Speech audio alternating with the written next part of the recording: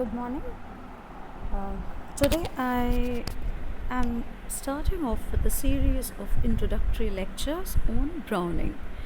They will be a series because there are different very good articles on Browning, and therein you will find perspectives on Browning which you can use in your answers.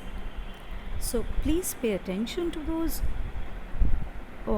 audio files and take down the pertinent points so that you can use them in your answers properly. Another thing that I want to say is that please don't take your studies casually, because we are putting in a lot of efforts, in making these things for you. ক্লাসে পড়াচ্ছি এক তো হচ্ছে আমরা audio classes নিচ্ছি বাড়ির থেকে, plus আমরা ফাইলস পাঠাচ্ছি, রেকর্ডিংস পাঠাচ্ছি, মেটেরিয়ালস পাঠাচ্ছি। তোরা আমাদের এই যে এফার্টসগুলোকে ওয়েস্ট হতে দিস না প্লিজ, ঠিক আছে? ওকে, ফার্স্ট যে ইন্ট্রোডাক্টরি পার্টটা আমি পড়ব on Browning, that is from a book called Selected Poems by Robert Browning.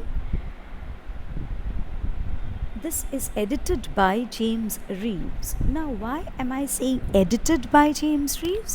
Because this is not written by him, because the poems are by Browning.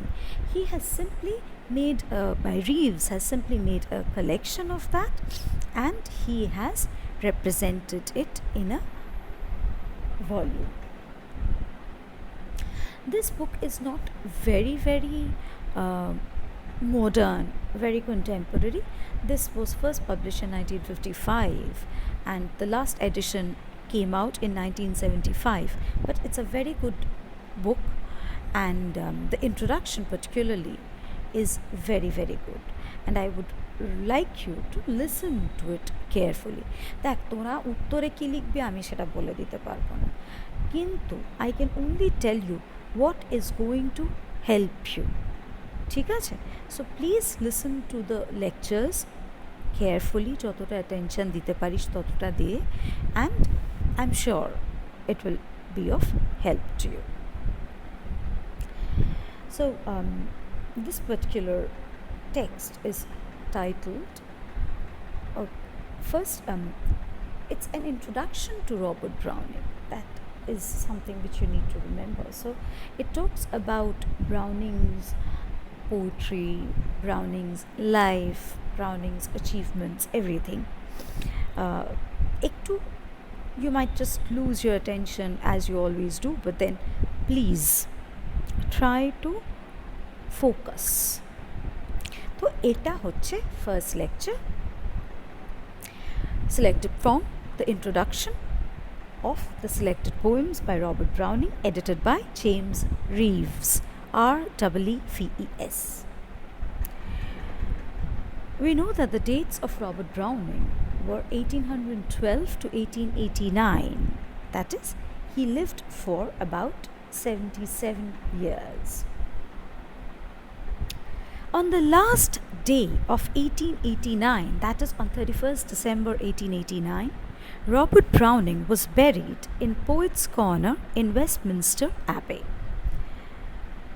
Now, Poets' Corner is the place, a particular section of the Westminster Abbey is reserved for poets and literary artists, writers, important personalities. Westminster Abbey is where the important personalities of Britain, of England are buried. And in Westminster Abbey there is a place called the Poets' Corner, where the important in terms of popularity, in terms of contribution, the poets who were very important, in the English poets particularly, of course, they were buried, and that place is called the Poets' Corner. On the last day of 1889, Robert Browning was buried in Poets' Corner in Westminster Abbey. The position thus accorded him by public opinion since then has been very strenuously challenged, meaning that the fact that he was buried in the Poet's Corner shows that he was held in very high esteem. লোকেরা অনেক respect করতো সেই সময় ব্রাউনিংকে, কিন্তু সেই ধারণাটা এতদিনে অনেকটা চ্যালেঞ্জড হয়েছে। But of course, there is now once again a resurgence of interest in Browning, কিন্তু 1955 থেকে 1975 ওই সময়টা নাগাদ একটু লোকেদের ব্রাউনিংয়ের প্রতি ডিসইন্টারেস্ট ডেভেলপ করছিল, যে ব্রাউনিং এমন কি ভালো কবিতা লিখত যে তাকে নিয়ে আমরা এত মাথা ব্যথা করছি। But then কবিতা মানে any work of art for that matter is a matter of relative choice.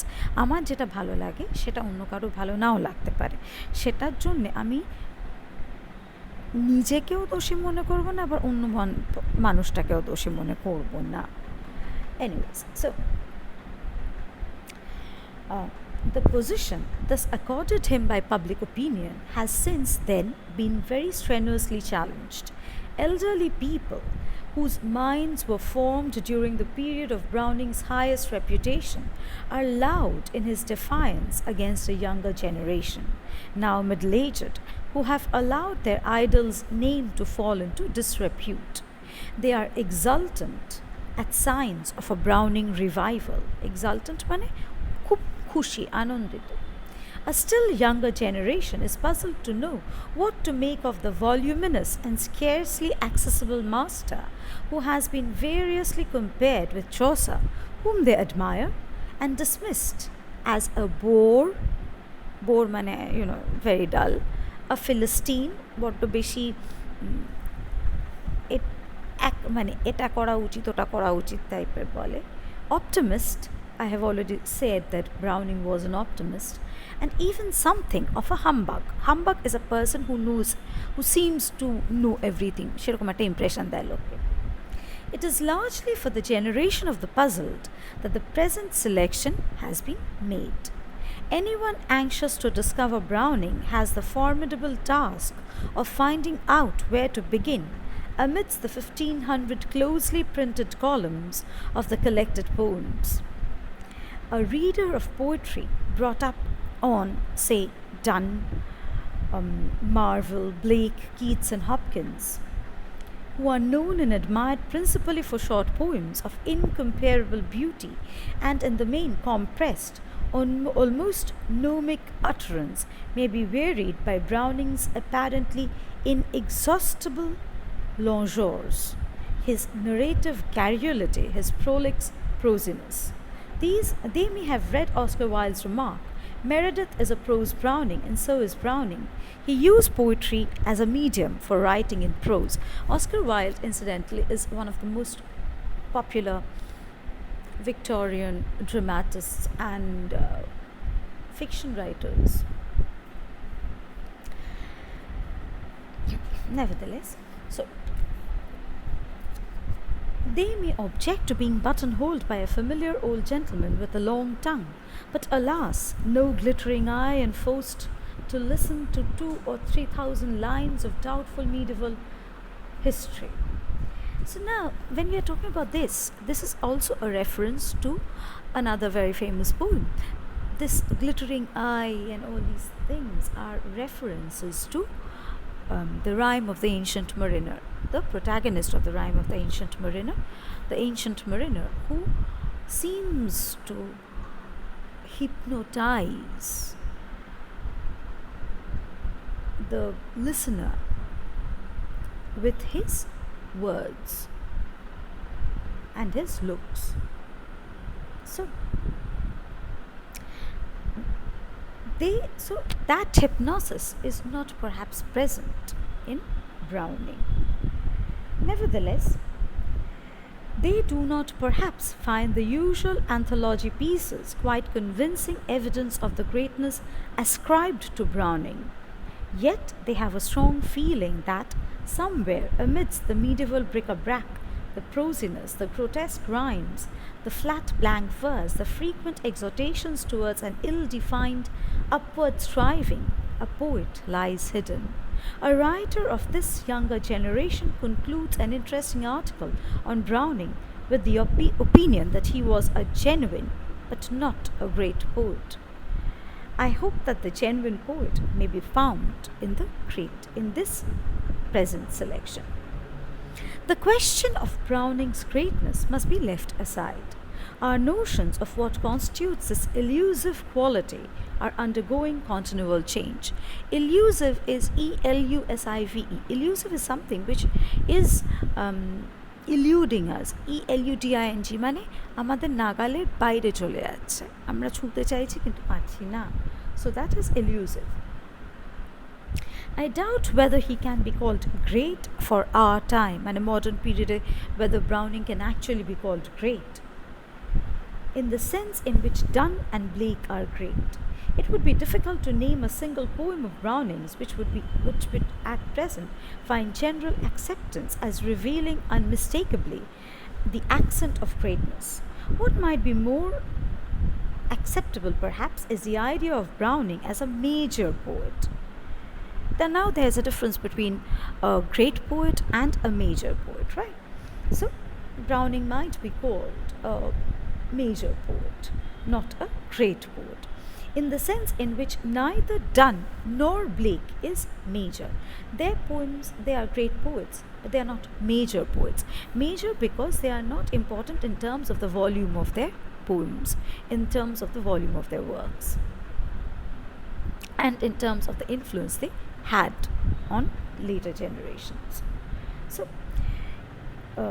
Browning was much more a man of his age as in the Victorian age. His failings as poet may partly be traced to the non-poetic, even anti-poetic nature of that age. The 19th century was materialistic insofar as its imaginative needs were answered, not by poetry, but by the novel, which in those days meant, among other things, an accumulation of material detail. In trying to come to terms with the imaginative demands of his age, Browning made poetry approach more nearly to the novel than anyone else since Chaucer. There is that force, at least in the comparison, but the genuine poet was almost irretrievably submerged in the novelist. There is that at least that much force in Wilde's epigram. An epigram is a figure of speech where it works like a proverb, but it contains opposite ideas, so to speak. So Browning is a poet, but the medium he uses is that of prose. So it is contradictory, right? So that's the reason it's being called an epigram. The Victorians were prepared to read poetry, new poetry that is, on their own terms. They accepted Tennyson on condition that his outlook could be squared with middle-class morality. They accepted Browning when he was over 50 and had left all dangerously antisocial ideas behind, or at any rate could be trusted to conceal them under the now proverbial cloak of his obscurity. Browning is a major poet in the sense that he is still and may always be disputable. His poems will, for many years to come, find new explorers, and they will make fresh discoveries in the immense hinterland of the poems and dramas which others have found unreadable. He is a major poet in the sense that, even where he will not be explored, he cannot be ignored. It is impossible to sum up his achievement in a neat phrase.